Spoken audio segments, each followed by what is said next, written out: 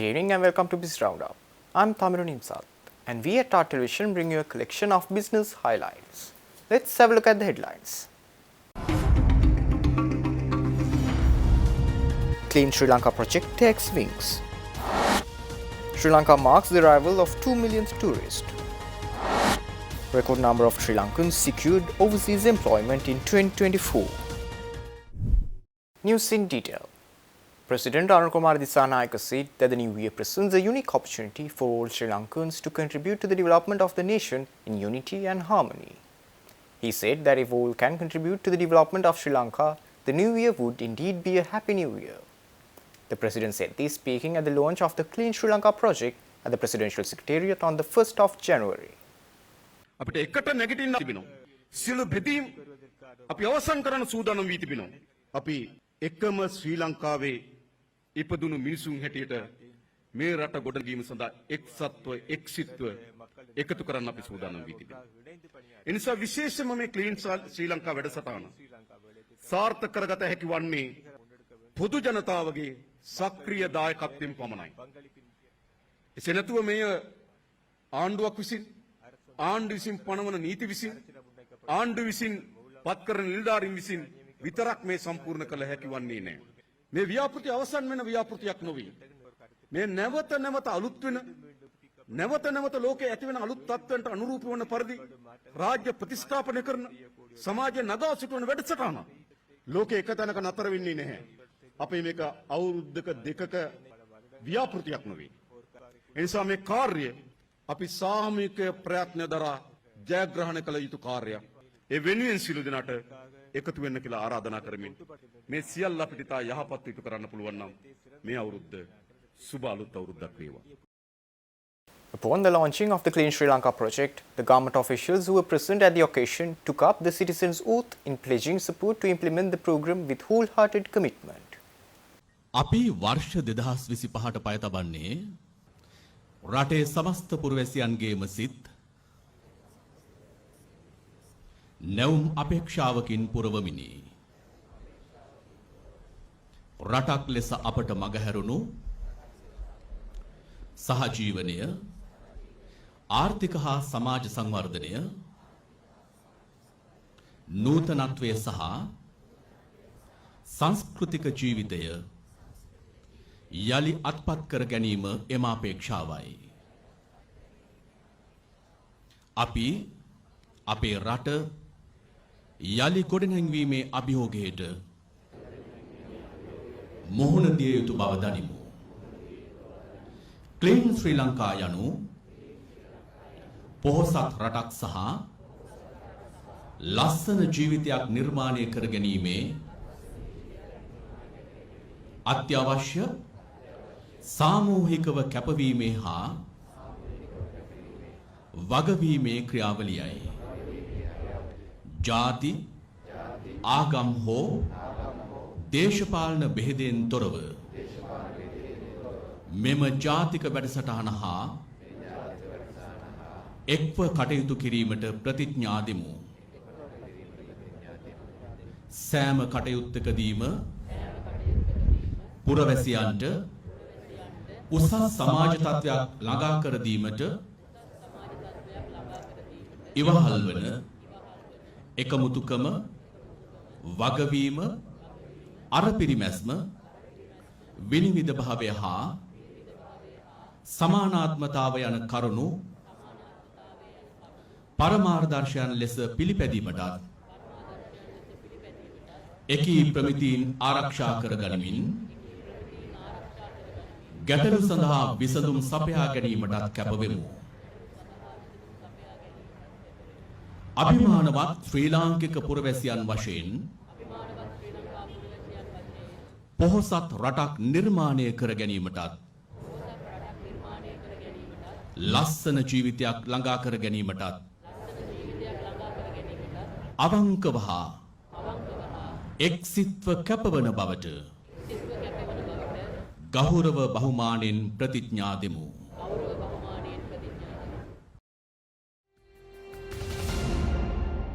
Sri Lanka marked the arrival of the 2 millionth tourist for 2024, achieving a new milestone for the first time since 2018. The 2 millionth tourist was from Thailand and it was his first visit to Sri Lanka. Sri Lanka's tourism industry has faced significant ups and downs since 2019, beginning with the Easter attacks followed by the COVID-19 pandemic and an economic downturn. Despite these hurdles, the country welcomed 1.4 million tourists in 2023, and the steady growth into 2024 highlights its ability to rebound and regain its status as a sought-after destination. Strategic government intervention played a key role in this progress, with the initial step taken by the newly elected government resolving the online visa issues in September 2024, ensuring smooth travel for international visitors. The 2 million tourist was Prasan Inkanant from Thailand, who arrived on UL 403 for his first visit in Sri Lanka with his wife and sister. The milestone tourists were accorded a special welcome on their arrival at the Bandaranaike International Airport, hosted by the Sri Lanka Tourism Promotion Bureau and Airport Aviation Services Limited. The event featured traditional dance performances and the presentation of special mementos. Sri Lanka Tourism Promotion Bureau said that Sri Lanka's rich diversity continues to captivate travelers worldwide, offering everything from sun-kissed beaches to lush mountains and exotic wildlife. The Promotion Bureau also said that the country's efforts have been recognized globally, with 21 international tourism accolades in 2024 alone. These include Forbes magazine naming Sri Lanka the fourth most popular solo travel destination, National Geographic highlighting the Pico Trail as one of the world's best hiking experiences, and the Wanderlust Gold Award for most desirable island. Looking ahead, government has ambitious targets of 3 million arrivals and $5 billion in revenue by 2025. The Export Development Board and the Fair Trade Network of Asia Pacific Producers, Sri Lanka, convened a high-level stakeholders meeting on fair trade in Colombo recently. The discussion focused on the future of fair trade in Sri Lanka, ongoing projects, sectoral challenges and the country's expanding global presence. The centerpiece of the meeting was the framework of cooperation designed to enhance market access for Sri Lankan fair trade certified products and foster stronger collaboration between Sri Lanka and international fair trade bodies. Approved by the Cabinet in December 2023 and officially signed in January 2024, the FOC underscored the country's commitment to sustainable and ethical trade practices. Government stakeholders, including representatives from the Department of Commerce, Sri Lanka Tea Board and Coconut Development Authority, also participated, showcasing a unified effort to bolster the sector. Sri Lanka's fair trade exports, valued at approximately €1 million in 2024, continue to gain traction in international markets, particularly in the EU. With 72 export companies and nearly 28,000 farmers involved in fair trade production, the country is recognized for its sustainable practices and ethical trade standards, especially in tea, spices and handicrafts. In his keynote address, EDB Chairman Mangala Vijayasinghe highlighted Sri Lanka's emergence as a hub for ethically produced goods. He emphasized that the framework of cooperation would diversify exports, strengthen global trade ties, and improve the socio-economic conditions of local farmers and workers. Stay tuned. We will return after this short commercial break.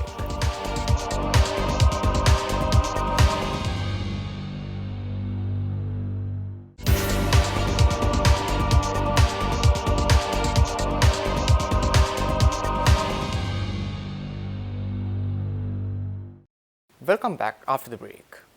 The Sri Lanka Export Development Board, in collaboration with the Sri Lanka Automotive Component Manufacturers Association, conducted a two-day workshop on dry rubber compounding technology and plant management recently. The initiative aimed to enhance the technical expertise of professionals in Sri Lanka's rubber manufacturing industry, with a special focus on the automotive sector. Sri Lanka's rubber products sector is a critical contributor to the export economy, with tyres comprising 60% of exports, gloves 30% and other rubber products 10%. The workshop underscored the importance of maintaining global competitiveness through process modernization, diversification and adherence to international standards.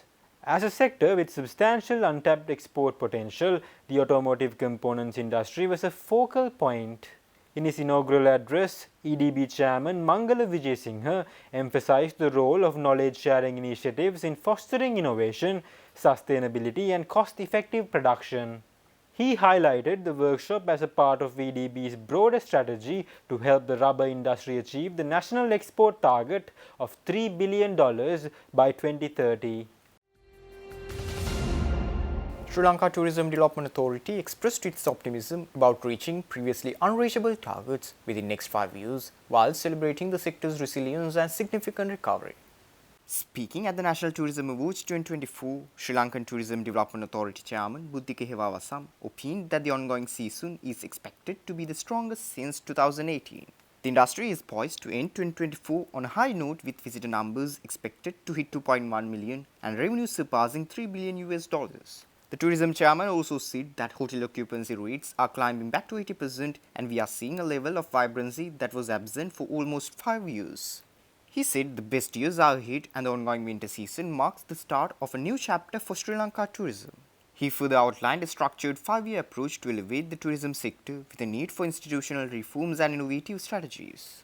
Commending the industry stakeholders and individuals for their unwavering commitment, he underscored the importance of encouraging a skilled workforce to meet growing demand. Chairman Hewawasam further noted that tourism's recovery is not just about numbers, but it is about livelihoods and creating opportunities across the country. He reiterated the need to boost activities in Colombo around the city hotels as it remains a key attraction for visitors, while stressing the importance of promoting lesser-known destinations to ensure equitable growth across the country. The Sri Lanka Bureau of Foreign Employment has announced that 312,836 individuals went abroad for employment in 2024, setting a new record and surpassing the previous high in 2022. The workforce comprised 185,162 male workers and 127,674 female workers, according to a statement released by the Sri Lanka Foreign Employment Bureau recently. Kuwait emerged as a top destination for Sri Lankan workers, welcoming 77,546 individuals, followed by the United Arab Emirates, which hosted 51,550 workers. Additionally, a notable increase was observed in workers seeking employment in South Korea, Israel and Japan, reflecting a growing interest in diverse job markets. The foreign exchange earnings from overseas workers saw a significant boost, with remittances reaching $6,462 million by the end of November 2024. In 2023, a total of 297,584 Sri Lankans sought employment abroad, including 164,680 male and 132,904 female workers. Stay tuned. We will return after the short commercial break.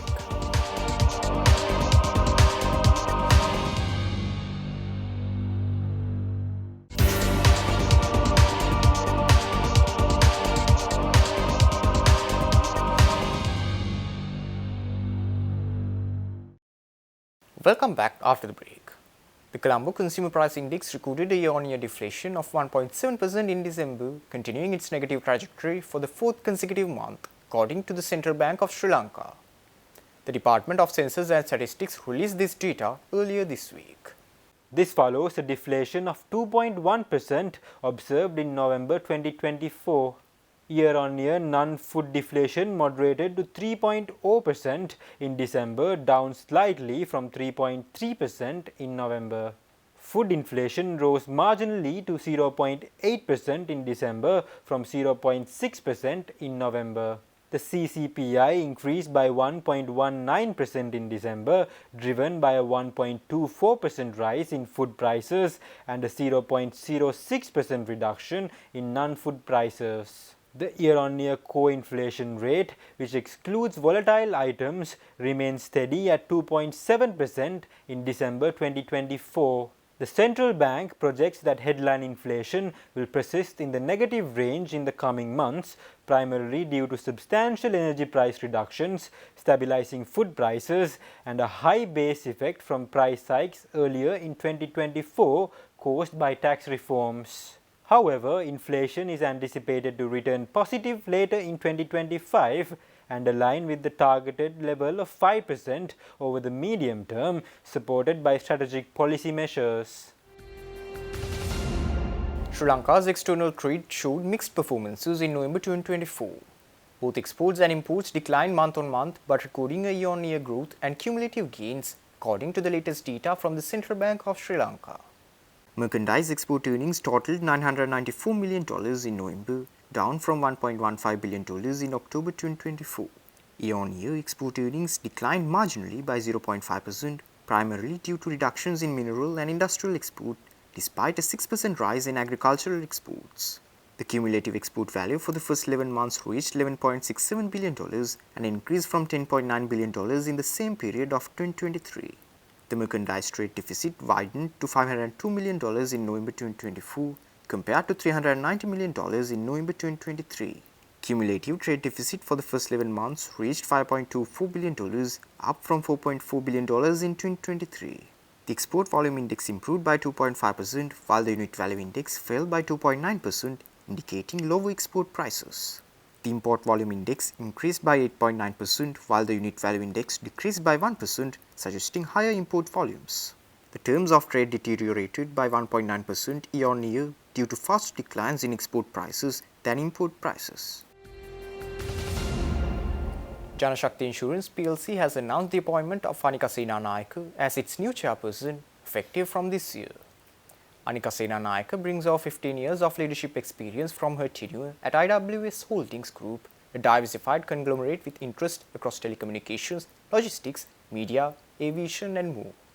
Anika Senanayake's extensive expertise in corporate planning and strategic growth is set to guide Shakti Insurance through its next phase of development in Sri Lanka's competitive insurance market. Senanayake's professional portfolio includes roles as director at IWS Holdings, RAD Productions, Ceylon Natural Rubber and Scan Furniture, as well as serving as the long-time Chief Executive Officer of Art Television Broadcasting Company. She further serves as a committee member of the Young Directors Forum at the Sri Lanka Institute of Directors. Further, she has previously served as independent non-executive director at Sampath Bank plc.